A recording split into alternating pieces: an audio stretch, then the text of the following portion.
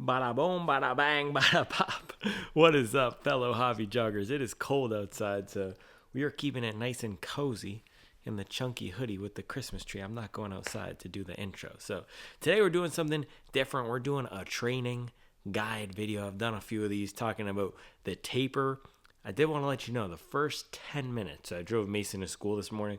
First 10 minutes were in the car, and I was driving the Jeep on the highway. If you've ever been in a Jeep Wrangler on the highway, you know there might be some wind noise. So first 10 minutes, there's some wind noise in there. So just if you don't want the wind noise of the Jeep, I guess just skip ahead to the running section. But I also wanted to let you know the Hobby Jogger running hats are back in stock. We do not have the Hobby Joggers. Charlie said, or the truckers, Charlie said she doesn't ever want to pack up the trucker hats again in boxes because we had to assemble, or she assembled all the boxes.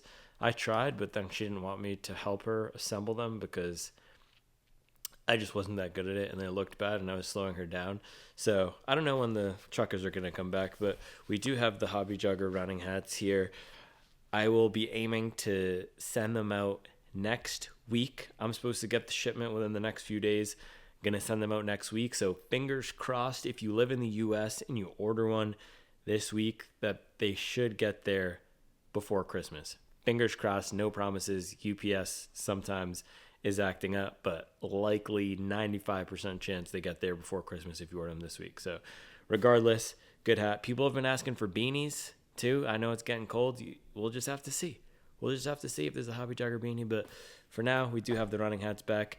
Merry Christmas, happy holidays, enjoy the season, and enjoy today's video talking through marathon taper strategy.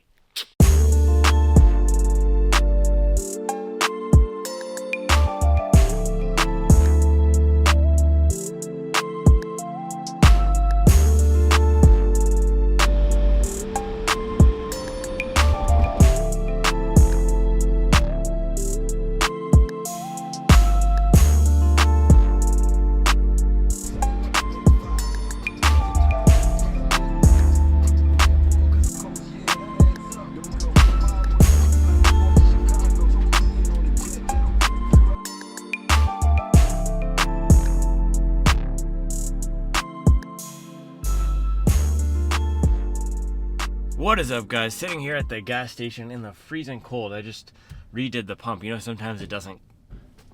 Are you serious? Okay, it unclicked again. Oh my gosh.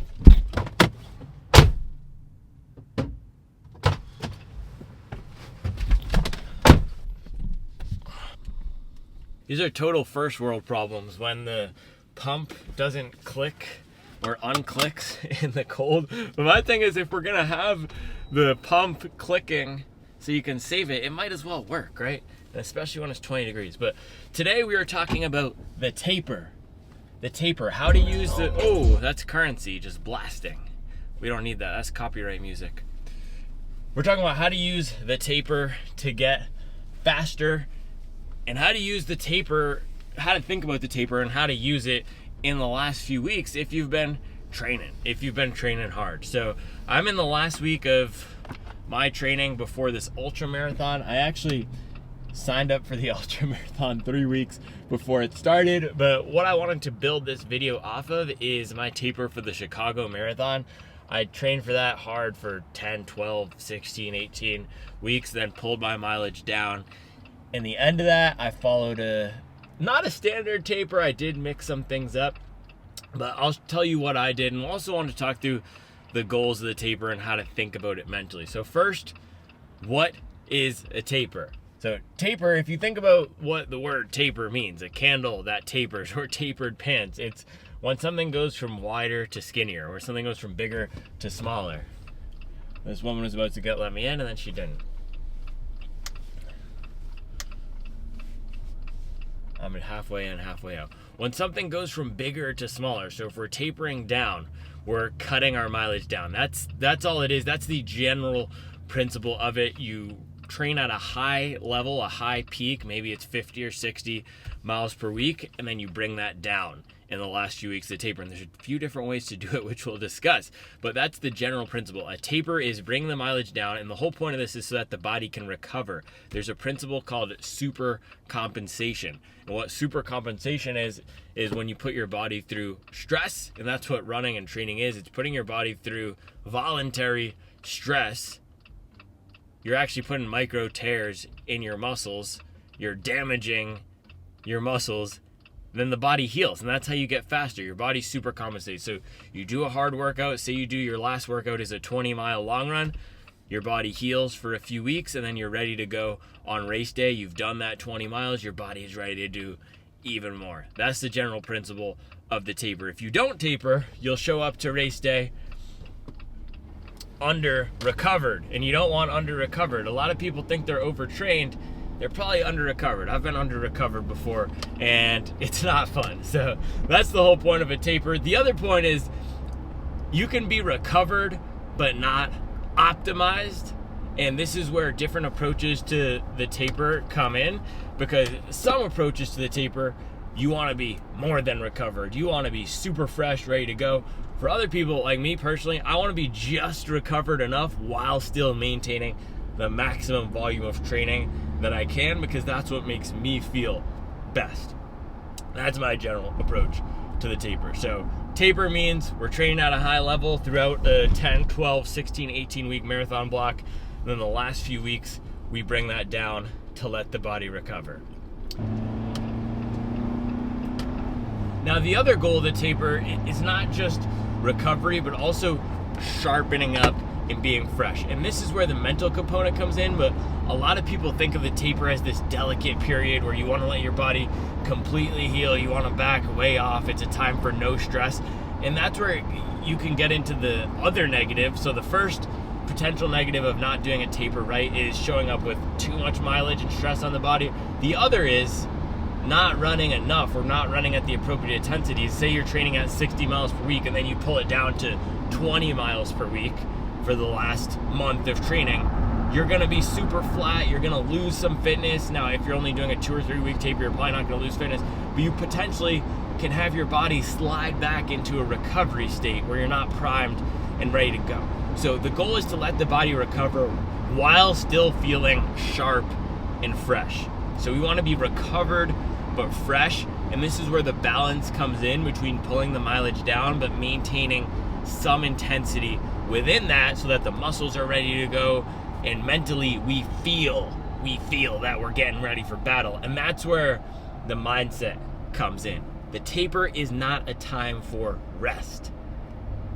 And there's a difference between rest and recovery. We do not take rest days during the taper. We take recovery days. And for some people, those recovery days can mean no running. For others, it could mean running 30 minutes. For me, it's running 40 minutes to an hour is typically my recovery. But we are not completely resting. We are preparing ourselves. We are recovering so the body repairs itself, and we are preparing ourselves mentally for battle. That's what the race is. We are mercenaries. We are contract killers getting ready to go. Oh, that's me personally. I slip into that mindset on race week sometimes. Not necessarily for this ultra, but I like to say stay sharp. That's my word for race week, is sharp. So all of our runs, we want to feel fresh. We want to feel sharp. It's not a time for slow jogging on all of our runs. And this is where a lot of people get it wrong. They slide into this rest mindset of I need to rest to perform best on race day. That's not what's going to help you. It's recovering and mentally getting into a space where you feel ready to go. So on my race week for Chicago, I was still running 6, 8, 10 miles every day with that recovery, not rest mindset. And I was running some of my fastest daily runs throughout that whole block because I had nailed that taper. So everyone has a range for where their everyday runs should fall when it comes to pace. I follow the Daniel system. They have some pace guides. I think Fitzinger has some pace guides. Some other people do it by heart rate. But for me, it's anywhere from a 6:30 per mile pace to a 7:30 per mile pace roughly is where my everyday runs will fall. I never run at the 6:30 or 6:40 pace when I'm training at 100 miles per week. But during the taper, when I pulled my mileage down to 60, 70, 80 miles per week, I was ripping off 630s, 640s every day, feeling really strong, feeling really fresh, sharp, and ready to go. That's how you know you're doing the taper right, when you're running faster at the same effort during the taper, because that's the whole point of the taper. It's to pull the mileage down, to let the body recover, so that what was hard for you during training is slightly easier on race day. And studies have shown that a good taper can give you anywhere between 3 to 5% performance on race day. So there is a real benefit to doing this. If you train hard and you taper right, that's how you get the most gains. But you gotta gosh dang train hard. If you're training for a marathon and you've only done 14 mile long runs, there's no point in doing a taper. But if you've been doing it right, if you've been getting your 2-hour long runs in every weekend, if you've done a few 20 milers or 18 milers, whatever the plan you're following prescribes, and then you pull down the mileage at the end, do it appropriately, keep that intensity in the right place, bada boom, bada bang. That's how you get faster on race day through the taper. All right, so that was definition of a taper. What is it? Pulling it down, pulling mileage down at the end to allow the body to super compensate, recover, repair, so we're prepared for race day. Goal of the taper, to be sharp and fresh. How to approach it mentally. We want to be locked in, ready to go, focused, feeling sharp. We are in a recovery, active recovery, not a rest mindset. So I'm gonna finish driving to Stevens Creek here. We're gonna pop out, get some miles. I'll talk to you about the running during the taper, and then we can close it out after with some tips on how to apply it into your own training. I'll see you guys over there.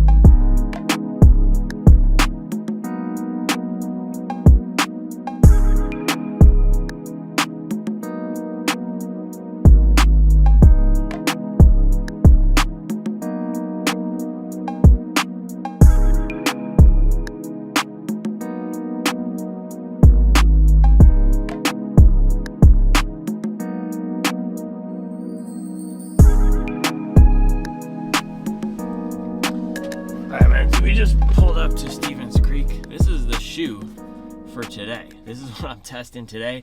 And you know why I'm testing this guy today? I'm testing this guy today because my guy Dan Amos, he messaged me on the Supwell app and he said, "What do you think of the Adidas Agravic Speed Ultra?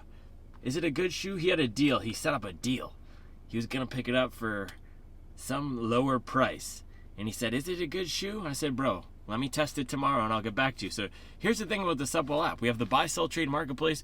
You can also DM me any request for a shoe. So I'm going to do a deal right now. If you're watching this video and you're not signed up for the Supwell app, if you sign up for the Supwell app, first 5 people to message me and request a shoe for me to test, I will test it. First 5 people, okay? Sign up for the Supwell app. I will test it within the next few months. Sign up for the Supwell app and DM me a shoe to request. I will test it first 5 people. But this is the Agravic Speed Ultra. This is Adidas's super shoe. It's their super shoe. I know so often we talk about super shoes as the road racing shoes. I think the trail racing shoes are actually the super shoes because they have the foam in here, they have the plates, and what makes these shoes super to me is that their capability is so much more. Look at this outsole. So this is a 2.5 to 3 millimeter lug outsole. This is what makes a shoe super to me, being able to do everything. A shoe like the Asics Metaspeed Sky Paris, that's not a super shoe to me. That's a highly specialized race shoe. This thing, man, you could take it on gravel, you could take it on the snow. Should be an absolute tank. I've only done 2 miles in it so far. So this is what I'm testing today. Reason I'm testing a trail shoe and why I'm out here at Stevens Creek is because taper, when we're thinking about the principles of the taper, we want to get as specific as we can. If we structure a 3 to 4 phase training block, the first few phases are general. We start off way more general aerobic base building, setting that foundation. If you're training for a marathon for the first time, the first 6 to 10 weeks are all just going to be, can we get you up to running 2 hours continuously without stopping? General fitness, doing some faster running in there, working across a bunch of different pace ranges. And then as we get closer to a race, we necessarily take decreases in performance in other areas. We're not going to be working on our fast top end speed if we're training for a marathon in the last 2 weeks. We're going to be focused on running as much marathon pace as possible to develop running economy at those paces, to make it more efficient to run those paces. The more we practice, and that's what training is, right? It's practice. The more we practice doing something, the better we get. So 18 weeks out from a marathon, we want our general fitness to be as high as possible. We want to be strong. We want to be fast. We want to be able to go long. And then as we get closer into our race, we don't care about anything else except for running. If it's a 3-hour marathon, 6:52 pace per mile for 26.2 miles. If it's a 4-hour marathon, we don't care about anything else except for running 9:09 pace for 26.2 miles. So as we get closer to the race, we get specific. 3 or 4 days out, that's our last workout. That's where I am right now. I actually did 3 by 1 mile yesterday. That's my typical final workout, and some people run those at threshold pace, some people run those at marathon pace. I did mine yesterday at let me throw it up here. I was at about 6. I think I started off around 5:50 and worked down to 5:30. That's a solid workout in the last week. The stress on the body of that is low, but again, staying sharp and fresh. We want to finish that workout feeling like we could have ripped off 2 or 3 more repeats at that pace. So goal of last week, get specific. Any of the workouts we're doing in this last week should be highly specific to our running. That's why I'm out here on the trails, because I have a trail ultra marathon on Saturday. Am I going to develop any fitness gains by coming out here and hitting the trails? No, but I can practice the skill of running out there on the trails. So with that, I'm going to turn off the car. It is 23 degrees. I'm going to see if I can pop in there, use the bathroom, and then we can lace up the Adidas Agravic Speed, and I'll talk to you about taper week running.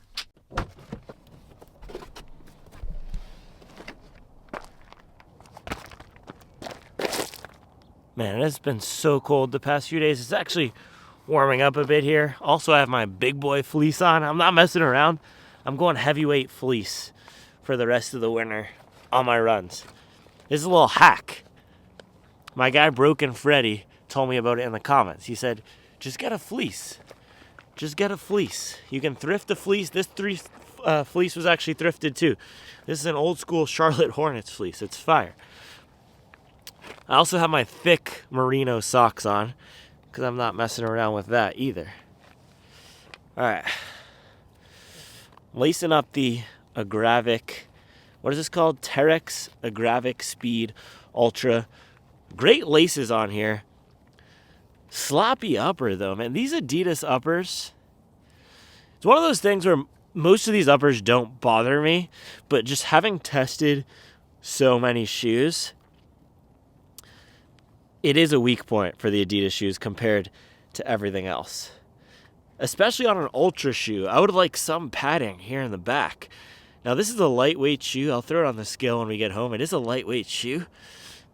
But man, it is just not, the upper is not comfortable in the back. But it is nice and breathable in the front. I'm sure if you were taking this in the rain, you'd stay nice and light.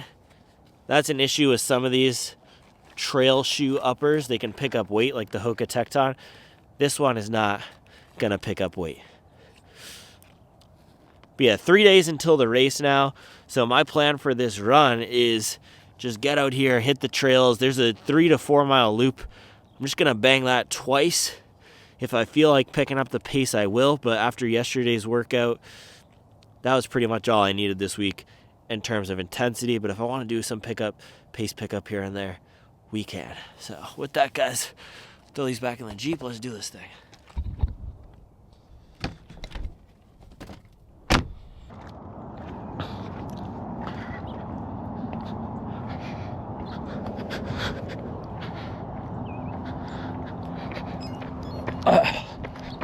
Alright, warming up in the Agravic speed here. Man, these are firm.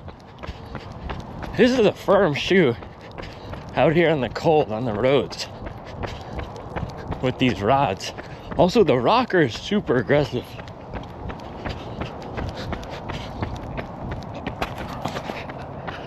This feels like a trail Evo with the geometry down here. It's really putting me up on my toes.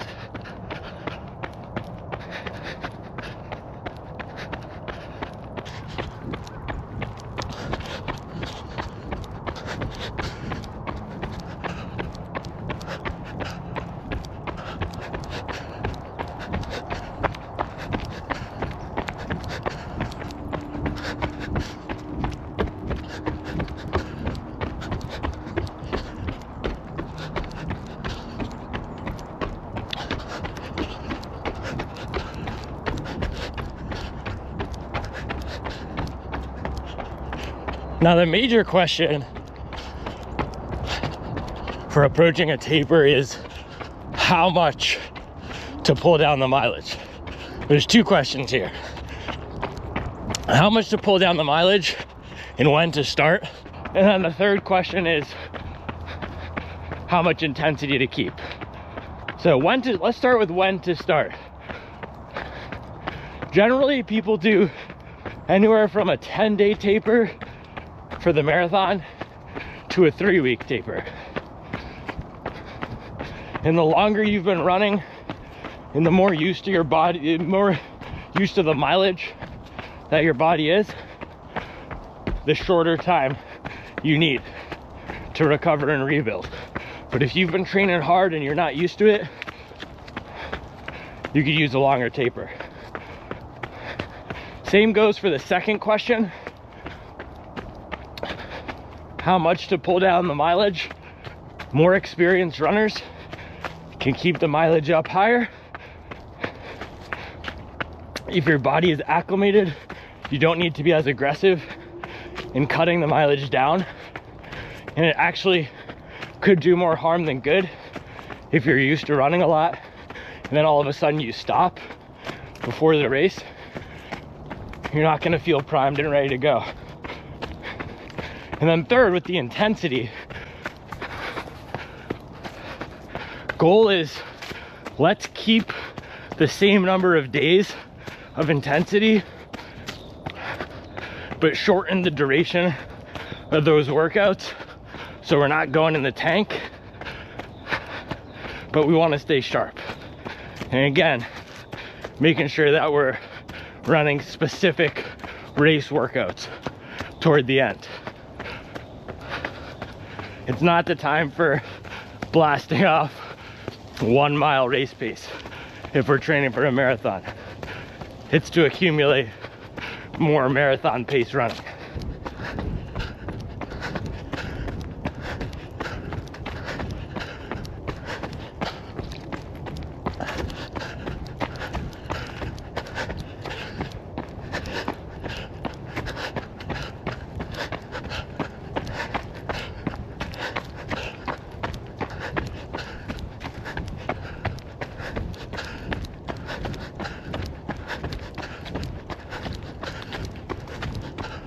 Man, these feel super narrow and firm.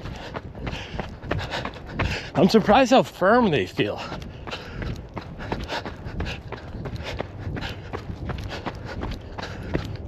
Even on the trails here, that's crazy.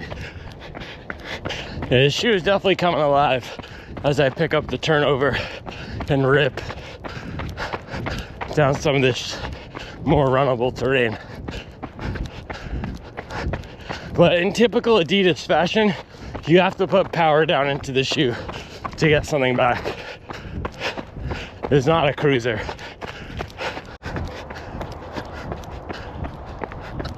Yeah, this is definitely a fast shoe. I'm about, now that I'm warmed up, 30 seconds per mile faster in this than I was on the Nova Blast 5 on the same trails.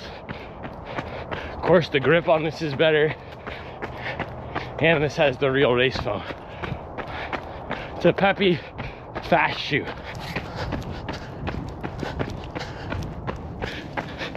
Maybe this is a shoe I'd race in once I had more experience on the trails, or if I knew what a course would be like, and that would be flat and fast, but I'm not confident in this on anything technical.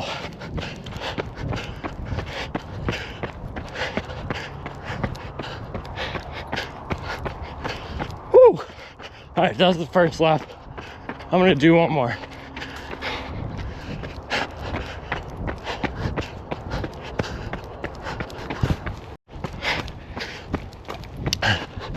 This is like a A6 Metaspeed Edge Paris for the trails. Not super fun, but narrow, fast, and efficient.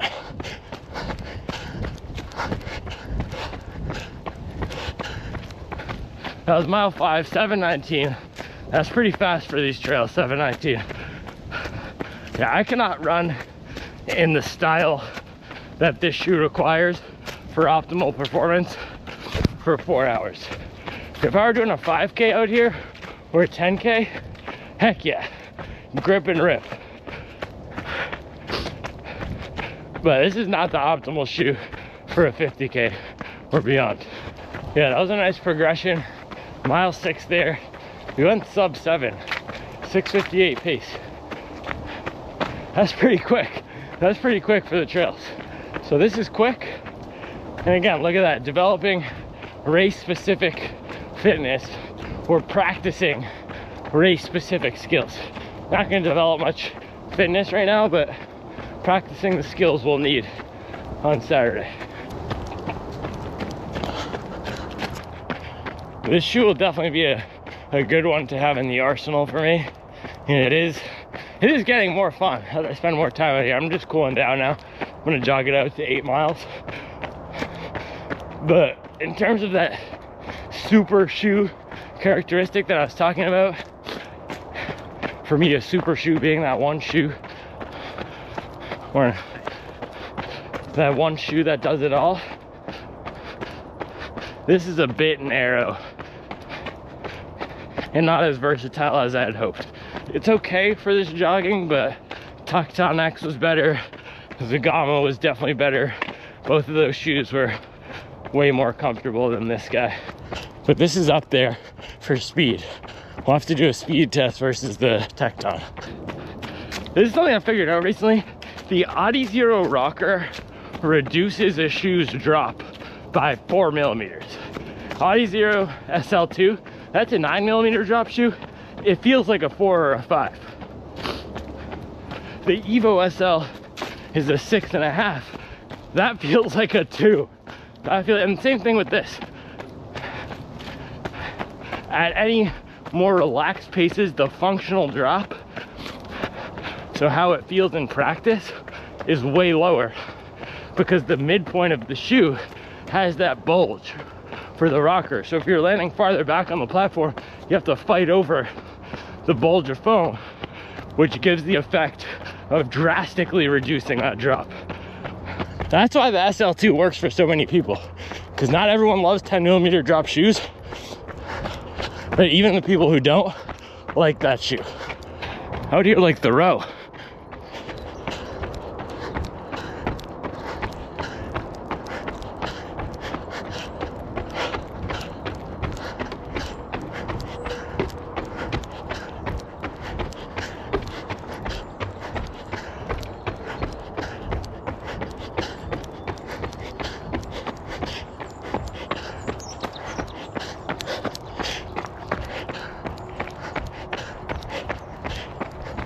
Yeah, this is definitely not my favorite on the roads. I'm gonna jog it out to 8 miles though on the road. See you back at the car. Man, what icy bridge test? Dude, this rubber is so sticky. It's crazy.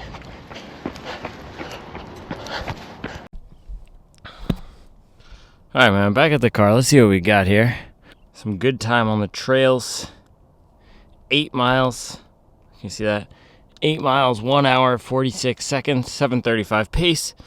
That's a pretty good clip. That's definitely a pretty good clip out there on the trails. But, I mean, even just look at this thing from the top. It is a narrow shoe. I feel like I'm tap dancing in a pair of specialized ballet slippers. It has that classic European taper. It fits almost like a Puma. I felt this way in the speed training version of these that I tried. I actually gave those away because I did not like them. These are firm, narrow, fast shoes. Very European feeling. Extremely European feeling. This is not an American feeling shoe. It's not wide. It's not soft and cushioned. It's not stable. This is a European shoe. It feels like a soccer boot. It feels like a Puma. It feels like an old school Adidas. So yeah, you can feel the outsole pretty good on the roads here. And as I was walking back to the car, I can feel I don't know if it's the plate, but something underfoot here that's just definitely not as comfortable as the Tecton. So fast shoe, an efficient shoe on the firmer side, but not the one I want to be racing in for a 50K. But this is why it's good on the taper week, I do not like to be guessing about the gear. I was testing these just because my guy Dan asked me to. But taper week is a time to be fully locked in and have everything ready to go. So speaking of that, being fully locked in, have everything ready to go, nutrition. That's a huge part of the taper week, and we should have our nutrition plan finalized and locked in, especially when it comes to the carb load. And if it's a marathon or longer, we do want to be doing a mini carb load. I was rereading the Matt Fitzgerald book last night, which has some great insights around how many carbs we should be consuming. I'll pull it out when we get back home just so I can show you. I'll throw it probably in the one more thing section so I can show you the exact guidelines he prescribes. For me, I generally will go by feel. That worked for me in Chicago, but we do want to be increasing the proportion of calories we're getting from carbohydrates up to roughly 7%. 70, not 7. 7% is way too low. 70% of our total carbohydrates coming from, or total calories coming from carbs, sweet potatoes, rice, whole wheat pasta, regular pasta. I do a lot of bread and bagels. And just last 2-3 days, it's really more important that we get the carbs in versus being 100% clean. But for me, before Chicago, I had 2 quesadillas. The day before, I had 2 big sides of rice. I had 2 big bowls of pasta. The night before, I kept the toppings on the pasta pretty lean and mean because you don't want to have a bunch of fat. For breakfast, I had a few bagels and I had a bunch of orange juice throughout the day. So I rely a lot on orange juice. I'll go have some apple cider when we get back home. But man, I just need it. Right now, I can feel I'm under fueled. I did not fuel well yesterday, but the last 3 days for me, the 72-hour window is huge. We are in it now, so I will 100% be prioritizing my nutrition over the next few days here. So last thing I wanted to talk to you guys about is the actual planning of the runs and what I personally did to cut mileage. So I'm going to fire up my phone real quick and walk you guys through this, and then we can close it out. All right, quick refuel here. I have half of a poppy seed muffin. Charles was going ham in Supwell Bakery last night or yesterday. She did chocolate chip banana bread and poppy seed muffin. So I'm going to bang this and we could talk through this mileage.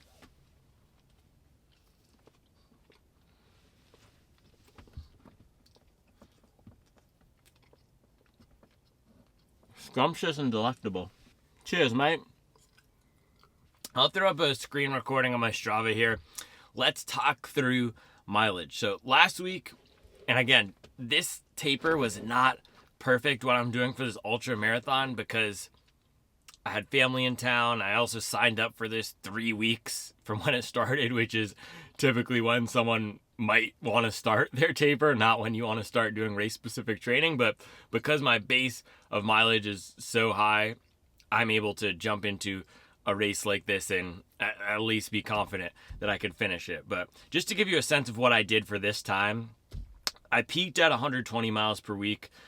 Before that, I was running 116, 103, 103, and right before that was when I was re-ramping back after Chicago. So you could see week of October 7th to October 13th, that was the week of the race. I only ran 80 miles leading up into that. The week before, 78 miles. Week before, 100. Week before, 103. So what I did for Chicago was I averaged about 100 to 110 or 115 miles per week throughout that training block. And then last 2 weeks, pulled it down to the lower end. Or not last 2 weeks, but last 2 weeks of serious training, pulled it down to the lower end. And then the following 2 weeks, the weeks going up into the race, pulled it down to 80. So that's about 65 to 75% of peak mileage. Now, I actually did peak at 130, but that wasn't a real peak. And the way that I would calculate peak is more of 4-week rolling average. What's the average highest peak that you ran across a full month? That's a better way to do it than just 1 week, because anybody can run 20 to 30 miles more in 1 week than they typically will, but you're not going to be holding that for a month if it's a stretch. So my average peak, let's call it 110, and then I pulled it down on the last 2 weeks to 80. So that's roughly about a 70% cut. Let's call it a 70% cut in the 2 weeks, and I only did a 2-week taper. I kept it up at 100 on the 3 weeks out from the race. I did my last 20 miler 2 weeks from race day. Let's go into the big, can they give us the big calendar here? Whoa, this is a weird thing. That's not what I want. Is it activities? No, that's not it either. It's, yes, training log. Okay. Let's go deep into the training log here. So you can see October 13th, this was Chicago Marathon. Bang! 26.2, 239. So that was the race here. Week before, 78 miles. 1 week out from race day, I did a 14-mile long run. 1 week out from race day, 14-mile long run.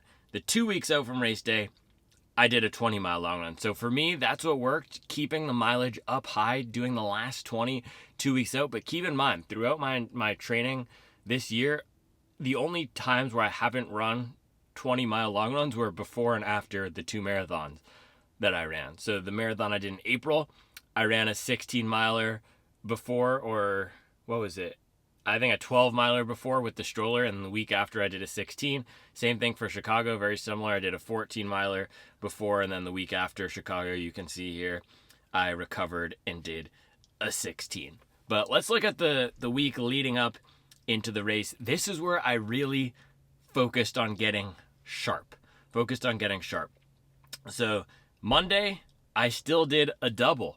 Monday of race week, I did a double. I did 8 in the morning, 4 in the afternoon, right around my average everyday 7 to 7:30 pace. But you can see as we progressed throughout the week. So next day, I did a 10-miler at an average 6:25 pace. So this is where, for me, the week after I have a down week, I always pop back strong. So you could see week of September 30th to October 6th, that 80 miles per week, that's a low cut for me because I was at 130, 105, 102 before that, and then I dropped to 78. So race week, I was feeling good. I was ready to go. So the Tuesday of race week, and keep in mind, Chicago's on a Sunday. Tuesday of race week, man, 6:25 pace in the Puma Mag Max. We were ripping. Nice progression with some strides at the end. So started this run off 7:11, worked down to marathon pace at the end. Did the last few miles 6:10, 6:07, 5:50. That was some strides there. So strides are great to do during race week.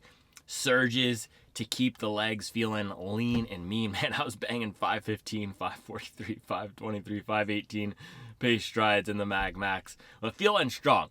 If you take a look at this run, it looks like a strong and confident run. It looks like a strong and confident progression. And that's how we want to feel on race week. That's how I want to feel during the taper. We don't want to feel like we're trying to force ourselves to recover and we're scared of getting injured. That's not the mindset we want to have, and it's so easy to fall into that. This I need to rest mindset, I need to put on a blanket and curl up and drink a smoothie. And you do need to recover and get the calories in and take some of the load off.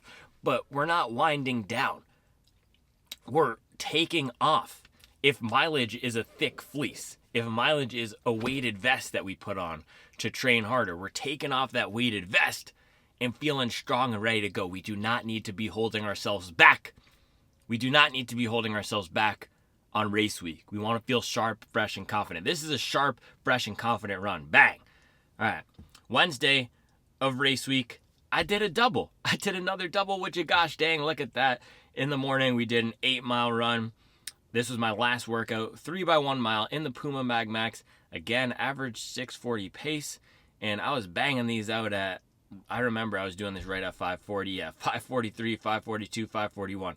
Again, that is a strong and confident run. Being able to dial into that pace, a 1-second progression on each rep. And this is why my mindset, people saw me on the morning of the Chicago Marathon and said, dude, you seem so confident.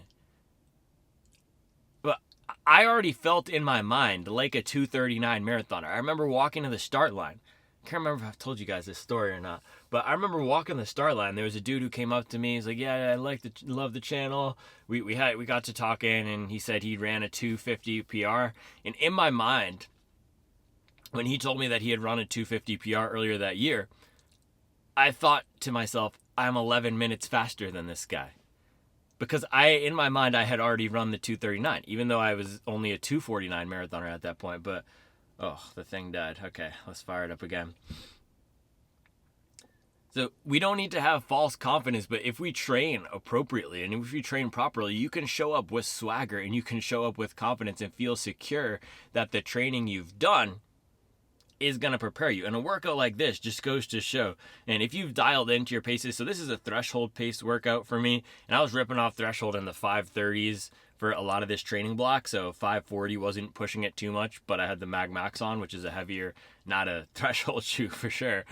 But this just goes to show, man, if you've trained, if you've practiced, if you've dialed into those paces, we can be confident and feel good. And I was throwing, I like throwing songs. So my song for the day here was Keep It Thorough by Mobb Deep. That's a good song if you want to have some swagger and feel confident. So 3 days out from the race. Oh, and I should tell you, 4 days out from the race, we also did a 4-mile recovery run in the afternoon, 7:30 pace recovery run that afternoon for 12 miles on the day. Now, that sounds like a lot, running 12 miles on the day, 4 days out from a marathon. You got to keep in mind, I was running on Wednesdays throughout this block 24 and 25 mile days because my midweek workouts were getting up to 14, 15, 16, 17 miles. And then I would layer on a double in the afternoon of 8 miles to get that mileage accumulation. That's how you get 115 miles a week while working a full-time job. You got to stack some big mileage days while you can. So doing 12 miles, that's a 50% cut of where I was at my peak on a Wednesday. And I didn't do any more doubles going in. So that's the strategy I'm doing this time as well. Yesterday was my last double. I actually did a 14-mile double. Pushing it a little bit more this time. I did 20 miles on Sunday, 14-mile double Monday and Tuesday. But I'm doing the same last few days leading up into the race as I did here. So 3 days out from Chicago, we did 8-mile run at a 7:01 pace though. So again, I was moving. I was feeling confident. I was feeling strong. This was in the Nimbus, but I was ripping off 7 flat, 6:59, 6:48, 6:42, up the hill at a 7:17 pace, finishing out with a 6:43 pace. So feeling confident, feeling fast. Again, I threw some strides in here. Threw some strides in here to get some good turnover, but bringing the mileage way down. I typically would have done a 10 or 12 mile run, maybe even with a double on a Thursday. So then next day, Friday, this was the day that we were traveling. This was my last run in Mint Hill. 6 miles, and you can see the pace is just getting faster because I'm getting sharper and fresher. 6 miles at a 6:43 pace. I do want to pause and say you don't have to try to run all your runs fast on the last week. This is just what I was doing because the mileage was so high throughout this block. 110, 120 miles a week, doing that 1 week of 130. Taking that weighted vest off, I was just tearing. I was ripping. So this was in the Ultra Boost. Nice progression here, ending at a 6:19 pace on the last mile, mile 6. with some strides, again, getting down to the 450s and 5s, keeping it sharp and fresh and feeling confident. Feeling like we had some swagger on race week. That was the last run in Min Hill. By the way, the weather was absolutely perfect. It was beautiful on race week here. Let's see, 46. Clear and sunny, 46 degrees. That's exactly what you want to feel good leading up into a race. And then day before the race, this was in Chicago. This was kind of just a wash because you can look at the map here, running along the riverfront. I learned later you're supposed to go to the lakefront, not the river. Whatever. I'm just doing hobby jogger things. I was just doing surges and strides all throughout this to dodge people by the river. But last day, nice 30-minute jog before the race, right in my normal zone here with some strides throughout. I typically would have just done 4 to 5 strides or 4 to 6 strides at the end, but because of the weird setup here, I was going super slow at some points and having to speed up to pass people because it was so crowded. But there you have it. That is race week. Pulled it down to, so if we minus or subtract the race from the mileage there, that's what's 83 minus 26, 77, 57. So I had 57 miles on the legs going into the race. So that's just about half of my peak weekly mileage. Let's call it half of the peak weekly mileage leading into the race before the race. So if you were running 60 miles per week, that would be 30 miles leading into the race before adding the race on. I'm not saying that's what you should do. I'm saying that would be the equivalent here. So pulled the mileage down a lot in the last 2 weeks, but kept it around 70% and only did that 2-week taper. That's what works for me. But again, you could see here the entire last month of the race training block, I was focused on speed and not mileage. If we are trying to accumulate mileage, that should be earlier on in the block. That's where we're going to get those biggest increases of our aerobic base. And then we capitalize on that endurance we've built through the last 2 months to 6 weeks. So if you look, let's go to the September midweek workout here on the treadmill, 14-mile workout on the treadmill. Oh, this was beast. This was a grinder. I did 4x2 miles at threshold, ripping these off at 11 minutes. Ugh, that's fast. So I did 4 reps here of 2 miles at 5:30 pace. That is really fast, even on the treadmill. But doing 14 miles versus doing that 17 miles, and I told you I had some days where I was up at 24 or 25-mile double days. That was only a 22-mile double day, right? And then again, the long runs weren't 24 or 25 miles, which I do a lot. They were 20 miles in this last week, this last month. All my runs, look at this. I did 3 20-mile runs in a row. 20-mile long run here at the end of a 130-mile week. Another 20-mile long run here, and this was my big marathon-specific long run. And again, we want to get specific at the end. So this was 14 miles straight of intensity. It's brutal. 6 at marathon pace. Take a look at this. 6 at marathon pace, 1 at threshold pace. Mile 11 here got down to 5:48. Another 6 at marathon pace, and the last one at threshold pace at a 5:44. If you can do this workout at the end of a peak mileage week, you are going to be ready to go. Holy cow, that was a brutal grind fest. We were suffering. And then next week, I did last 20-mile long run here. This was in the Alpha Fly. Again, a really solid clip here, 6:20 pace, but focused on pace, not volume. Focused on pace towards the end here. And this one we did 3 reps of 2 miles at threshold. So look at that. We were running these threshold reps around 5:38, 5:38. 5:38, 5:35, 5:35, 5:29. So dialed in to those race-specific pace ranges, and threshold wasn't my race-specific pace, but there were some miles in Chicago where I needed to make up time. So I dropped some 5:40 pace miles. My average pace for the marathon was 6:04, but I did drop some 5:40 pace miles in there. So being able to have that range and practicing running that within a long run is a good race-specific workout. And then we finished this run with 6 miles at marathon pace, 6:04, 6:05, 6:04, 6:06, 6:03. That's how you know you're ready. And my average pace for the race was 6:04. I mean, look at that. 6:04, 6:05, 6:04, 6:06, 6:03. So super dialed in. So that should be the mindset here. Let me close this out. Last 2 to 3 weeks, it's all about getting specific to the race. It's not about accumulating a ton of volume. That's what we do earlier on in the training block. We want to bring the volume down. I would not run any more than 70% of your weekly maximum. You can certainly run less. You can run, I would say, as low as 50%. That's as low as I'd be comfortable cutting somebody's mileage without having you feel super flat, but keeping it around 60 is probably going to be good for most people. 60 to 70, if you've been running for longer, you can get away with 70 to 80. Me personally, that 70 to 80 is great for me. Keeping those long runs decently long, but not super long in the last month. Cutting down that last week long run to no longer than an hour to 90 minutes. And then we want to feel sharp, fresh, and confident on race week. It's not about volume. It's about feeling ready to go. I was sharp as a tack on race week. So that's my general approach to tapering. Let's go home here. I'll see you at home. Matter of fact, I'm just going to see you. Oh, gosh. We got GoPro pieces flying everywhere. I'm going to drive home, and I will close it out. I'll bring up the Matt Fitzgerald book for a sec so we can go over the nutrition and what his guidelines are for race week. Shout out to Matty Fitz putting in work. So see you guys over there. All right, man, look at this beautiful tree. Charlie decorated it. We have all the lights up. They've started to put the ornaments on. We've now crested into that season where 80% of the ornaments on the tree are the kids. That one's mine, though. That snowman icicle, that was mine as a kid. That snowman, that was mine. That teddy bear, that was mine. I guess there's still a few good number of them that were mine. Oh, that fishing snowman. Where's the fishing? That fishing snowman was mine too. We got a good tree going. Should we let's get a full view of the tree right here. Bada boom. Bada bang. And we have the train. Reevesy absolutely loves that thing. But I wanted to close it out with some, what the heck is this? This is just a wild choking hazard. That's crazy. All right.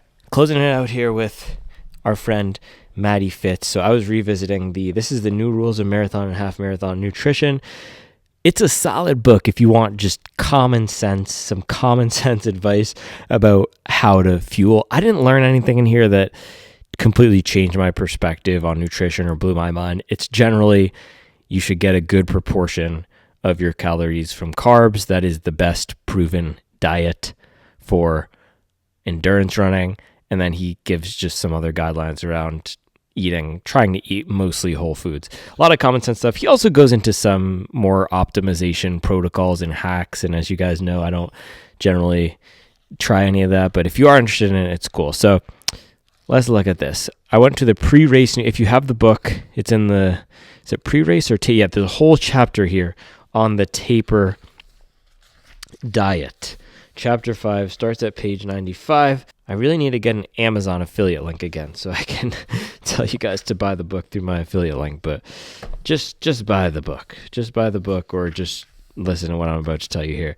So he has some guidelines here around fat loading, step 2, but in general, I like his common sense approach, not for the fat loading and more optimization stuff, but just for the overall, this is a generally well accepted view of what you should do. So one interesting thing that he had in here was reducing calorie intake. So if you are going to pull your mileage down to 70% of peak, just making sure that what you're eating reflects that. So for me, for example, if I'm running 25 miles in a day, I'm going to have 2 dinners plus a dessert, some sort of other carb source. If I'm running 10 miles in a day, I'm going to have 1 dinner. Maybe I'll only have half of that second portion. And if I'm still hungry, I'll have the dessert. And it's not, I don't map this out. I really just do this 100% by feel. I will still feel hungry. If I run 25 miles in a day, I'm going to feel hungry after that first dinner is done. So if you've never tracked calories before or paid close attention to this, then you might want to if you are interested in doing this perfectly. But you guys know my approach, hobby jogger lifestyle. It's not always about doing things perfectly, but as long as you're getting enough calories in, you should be fine. But let's skip the fat loading part. It's not proven. Oh, one thing I did want to talk about, caffeine fasting. So there's also some studies that suggest if you're going to use caffeine on race day that you get the most benefit out of it by reducing your caffeine intake in the weeks leading up into the race. So eliminating or reducing. What I did before Chicago was I eliminated the afternoon cup of coffee. So when I was not running a double, I would either do a decaf or I would have no coffee. And today I didn't run a double, so I didn't have coffee. And the coffee I drink is generally pretty high in caffeine content because it's a lot of single origin stuff. So that does probably reduce the caffeine tolerance, or reduce the caffeine tolerance. It would make me more sensitive and make the caffeine work more to have less caffeine. I basically cut my caffeine intake in half in the 4 days leading up into the race. And the double benefit of that is anxiety is so much lower. And the triple benefit of that is sleep is better. So you get a more of a boost from caffeine on race day if you do that. You get less stress throughout the week because you're going to be more relaxed with that caffeine coursing through your veins throughout the whole day. And then you'll probably sleep better if your last caffeine is at 9 a.m. versus 2 p.m. So something to think about if you are a 2 or 3 cup coffee drinker and you tend to have that afternoon coffee. So last thing, carbohydrate loading. There's a bunch of complicated ways to do it. You can pull carbs down and then increase them. What I suggest is just looking at this guidance right here. This is what I said, 70% of total calories, getting 70% of total calories from carbs, and then 10 grams of carbs. We had 2 different plans. The other one is 10 grams of carbs per kilogram.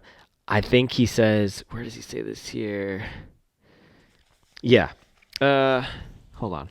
Yeah, so the difference is this is 70% of carbs for 3 days versus doing for 1 day 10 grams of carbs per kilogram. So this is the bada bang way to do it, just the concentrated version. But this gives a sample meal spread, sample meal plan at that level. This is he only has it for a 2,000 calorie intake, man. I gotta eat for a carb load. I have to eat 3,500 calories at least. But interesting data here on as well. There's a study that tracked 257 runners, and 31 of them who did carb load ran 13.4% faster. It's one of those things of just why not? And the whole reason why we carb load is, whole reason why we carb load is because one of the main risks of running a marathon performance-wise is that we'll slow down because we run out of glycogen. So we want the glycogen, which is the sugar source, energy source, carbohydrate source that our body uses when we're running hard. We want those stores to be as full as possible. We want that gas tank to be full. And when we're training hard, when we do a 20-mile long run, for example, we deplete that gas tank a lot. So we got to refuel and then top up. It's like we were at the gas station earlier today, right? And I told you the thing kept clicking off. And you know when you fill your gas tank to the top and it starts just trickling out and you got to squeeze it to get those last few drops out? That's what we're doing with carb loading. So we deplete the glycogen through training, we restore it, replenish it, refuel through the carb load. So that 70% in the 3 days leading up to the race. I gotta get my carbs up today. I can feel that I have not fueled enough, and it is hard. This is the practical side of it. We can read all the books and have all the optimizations and the hacks, but man, the practical side of it is I was working all day and I had a bunch of meetings and I don't have a private chef and I have to figure out food for myself. So we just do the best we can. What does the hat say? I go back to this all the time. What does the gosh dang hat say? It says hobby jogger. It doesn't say nutrition perfectionist. We got to do the best we can. Have a second dinner if you need it. Have a bowl of cereal at night if you need it. Make some emergency waffles or pancakes at night if you need it. But I would personally rather be overfueled in the past 3 days leading up into it. And what is that? If I gain 1 or 2 pounds, I would rather have that be the case than being underfueled.